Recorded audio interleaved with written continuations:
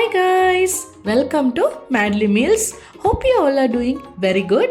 இன்னும் ஒரு நல்ல ரெசிபியோட மீண்டும் உங்கள் எல்லாரையும் இந்த vlogல சந்திக்கிறதுல எனக்கு ரொம்பவுமே மகிழ்ச்சி. இன்னைக்கு பார்த்தீங்கன்னா நான் ஒரு சூப்பரான சூடாக ஆவி பறக்க ஒரு க்ரீம் சிக்கன் பாஸ்தா ரெசிபி தான் கொண்டு வந்திருக்கேன்.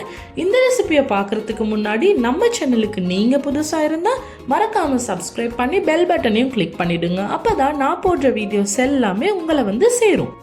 ஸோ நியூ இயர் எல்லாம் வர இருக்குது. ஒரு சூப்பரான டின்னர் அப்படி இல்லாட்டி ஒரு சூப்பரான ரிச்சான பிரேக்ஃபாஸ்ட் அப்படின்னு பார்த்தீங்கன்னா இந்த க்ரீம் பாஸ்தா கூட உங்களுக்கு சூஸ் பண்ணிக்கலாம்.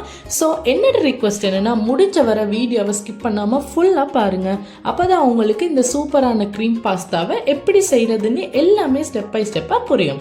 ஸோ வாங்க இன்க்ரீடியனுக்குள்ளே போகலாம். ஸோ அதுக்காக முதலாவதாக பார்த்தீங்கன்னா நான் என்னென்னா குக்கிங் க்ரீம் 1/2 கப் எடுத்திருக்கிறேன். எந்த பிராண்டாக இருந்தாலும் ஓகே.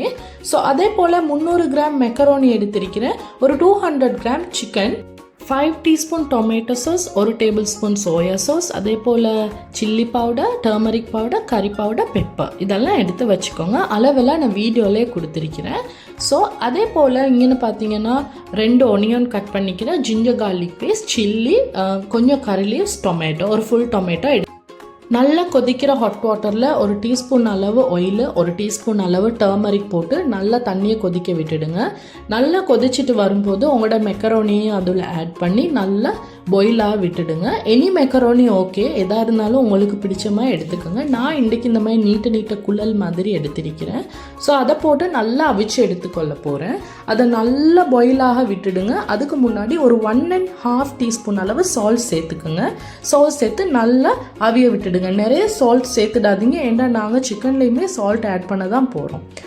ஒரு சட்டி அடுப்பில் வச்சு அதில் ஒரு 2 டேபிள் ஸ்பூன் மாதிரி ஆயில் சேர்த்து எங்களோட சிக்கன், அதாவது ப்ரெஸ் பீஸ் எடுத்துக்கோங்க, போன்லெஸ் சிக்கன் எடுத்துக்கோங்க.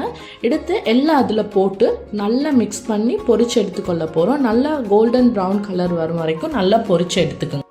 ஃபயர் பார்த்தீங்கன்னா காய்ஸ் மீடியம் ஃபயரில் வச்சுக்கோங்க. அது நல்லா உள்ளுக்கு பொரிஞ்சு வரணும். ஏன்னா சம்டைம் நீங்கள் ஹை ஃபயர் வச்சுட்டிங்க அப்படின்னா டக்குன்னு கலர் டர்ன் ஆகிடும், உள்ளுக்கு ஃப்ரை ஆகி படாது. ஸோ ஸ்லோ ஃபயர்லேயே, அதாவது மீடியம் ஃபயர்லேயே வச்சுடுங்க. வச்சு நல்லா இந்த மாதிரி ஃப்ரை பண்ணி எடுத்துக்கோங்க. இந்த மாதிரி நல்லா அழகான கலர் டர்ன் ஆகிக்கிட்டு வரும்போது உங்களோட ஆனியன், டொமேட்டோ, உங்களோட chilli, ginger paste, garlic paste எல்லாம் ஆட் பண்ணி நல்லா மிக்ஸ் பண்ணி விட்டுடுங்க. அது நல்லா கம்பைன் ஆகணும், வீடு ஃபுல்லாக நல்ல வாசம் வரும். அந்த அளவுக்கு நல்ல சூப்பராக இருக்கும் டேஸ்ட்டு. இதை செய்கிறதுக்குமே அவ்வளோ நேரம் போகாது. எங்களோட பாஸ்தா வேறையாக ரெடி ஆகிட்டு இருக்குது. பாஸ்தா நல்லா அவிஞ்சிடுச்சு அப்படின்னா அதை நீங்கள் வேறையாக தண்ணியை வடித்து எடுத்து வச்சுக்கோங்க. அந்த ப்ராசஸ் எல்லாருக்கும் தெரியுங்கிறதுனால நான் அந்த வீடியோவில் மென்ஷன் பண்ண இல்லை. சிக்கன் நல்லா ரெடியாகி வந்ததுக்கு பிறகு உங்களோட ஸ்பைசஸ் எல்லாம் ஆட் பண்ணி நல்லா மிக்ஸ் பண்ணி விட்டுடுங்க. இப்போவே ஆல்ரெடி நல்ல ஸ்மெல்லு வருங்க, சூப்பரான ஸ்மெல் வரும், ஃப்ளேவருமே அந்த மாதிரி வரும். நல்லா மிக்ஸ் பண்ணி விட்டுட்டு உங்களோட சோயா சாஸையும் உங்களோட டொமேட்டோ சாஸையும் ஆட் பண்ணி நல்லா மிக்ஸ் பண்ணி விட்டுடுங்க. சால்ட்டை ஏற்ற மாதிரி பார்த்து அட்ஜஸ்ட் பண்ணி சேர்த்துக்கோங்க. அதையுமே நல்லா ஆட் பண்ணிவிட்டு நல்லா மிக்ஸ் பண்ணி விட்டுடுங்க. ஆல்ரெடி ஸ்டார்டிங்கில் நாங்கள் சால்ட் போட்டுட்டோம், உங்களுக்கு ஏற்ற மாதிரி நீங்கள் போட்டு அதை அட்ஜஸ்ட் பண்ணி எடுத்துக்கோங்க. அதையுமே நல்லா மிக்ஸ் பண்ணிவிட்டு சோஸ் ரெண்டையும் உங்களோட குக்கிங் க்ரீமை ஆட் பண்ணிக்கோங்க.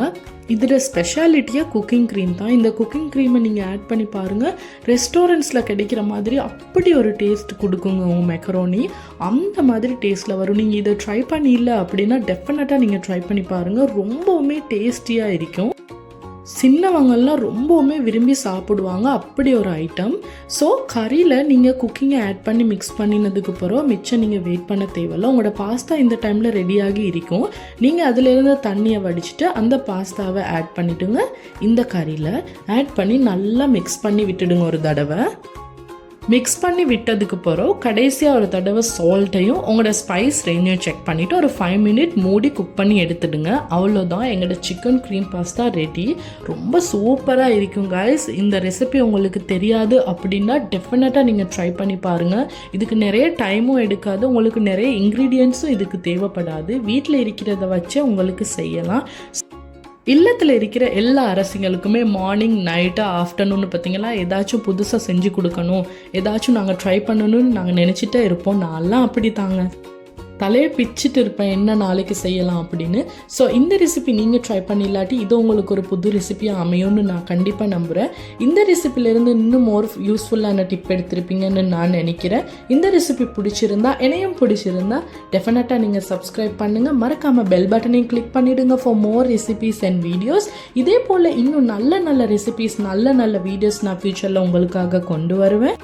செஞ்சு அசத்திட்டு கமெண்ட்டில் சொல்லுங்கள். இன்னும் ஒரு நல்ல வீடியோவுடன் உங்களை சந்திக்கும் வரை until then take care. Bye bye.